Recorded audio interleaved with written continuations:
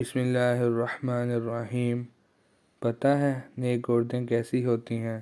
نیک عورتیں امہات المومنین جیسی ہوتی ہیں، جن کے گھر خود فاقے ہیں اور ہر وقت صدقہ و خیرات کرتی رہتی تھیں، لیکن کبھی شکوہ نہیں کیا اور ہر حال میں اللہ تعالیٰ کا شکر ادا کیا اور ثابت قدم رہیں اور اپنی زندگیوں کو ہمارے لیے بہترین نمونہ بنایا۔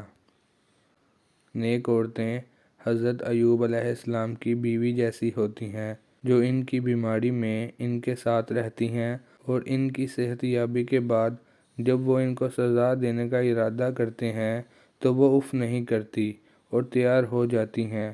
وہ ایک پل نہیں سوچتی کہ میں نے اتنا صبر کیا اور مجھے پھر بھی سزا دی جا رہی ہے۔ اور نیک عورتیں حضرت ماشطہ جیسی ہوتی ہیں، جنہوں نے فرعون کے سامنے اللہ رب العزت کو وحدہ لا شریک کہا۔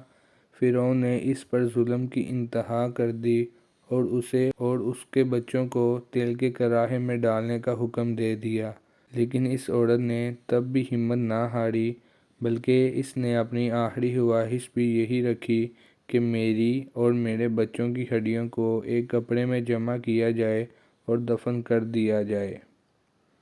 نیک عورتیں حضرت ہاجرہ رضی اللہ تعالیٰ عنہا کے جیسی ہوتی ہیں۔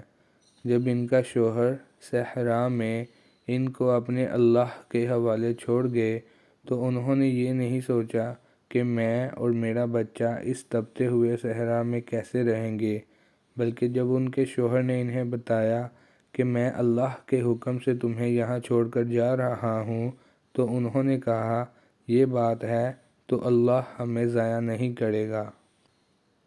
اسلام کی تاریخ اس طرح کی بے شمار عورتوں سے بھری پڑی ہے، جن کی زندگیوں سے ہمیں سبق لینا چاہیے اور ان کے نقش قدم پر چلنا چاہیے۔ اگر ہماری زندگی میں کوئی مصیبت آ جائے تو ہمیں اس طرح صبر کرنا چاہیے اور ثابت قدم رہنا چاہیے۔ نیک بننے کے لیے کوشش کی ضرورت پڑتی ہے۔ اللہ تعالیٰ عمل کرنے کی توفیق عطا فرمائے۔ عمل سے زندگی بنتی ہے، جنت بھی جہنم بھی۔